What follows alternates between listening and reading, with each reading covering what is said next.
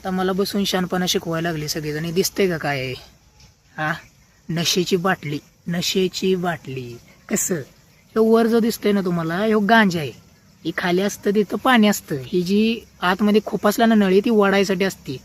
हुक्का वडतं ना हुक्का, तशी ती नळी आहे. पाणी गरम केलं जातं, वर टोपण लावलं जातं, ह्याच्यात गांजा टाकला जातो आणि हे ओढलं जातं गरम करून. आणि ह्यानं नशा होते.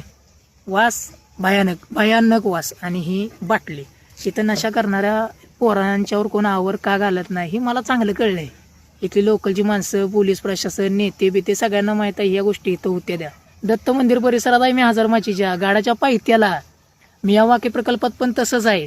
आणि ह्या आता काही वळवून बी दाखवत नाही. बघा कचऱ्याच्या बाटल्या मी एवढ्यात नुसतं गोळा केलं तर किती निघले तर बघा फक्त. किती निघले किती दाखवतो मला. अजून ही बघा जगवा, हे बघा. ह्याच्यात तसल्या नाही म्हटलं तर 10-20 पाकिट आहे ती. आणि ही स्टिंगच्या बाटल्या किती प्रमाणात पोरं स्टिंग पिते ती काय पिते ती. ही कॉक्रोचेस आपले कुठे निघालेत बघा. एक मी कॉक्रोच आहे आणि एक ती दुसरं कॉक्रोच. ती कॉक्रोच नशेच्या आहारी निघाली ती ना, आम्ही समाजकार्य करायसाठी निघालोय.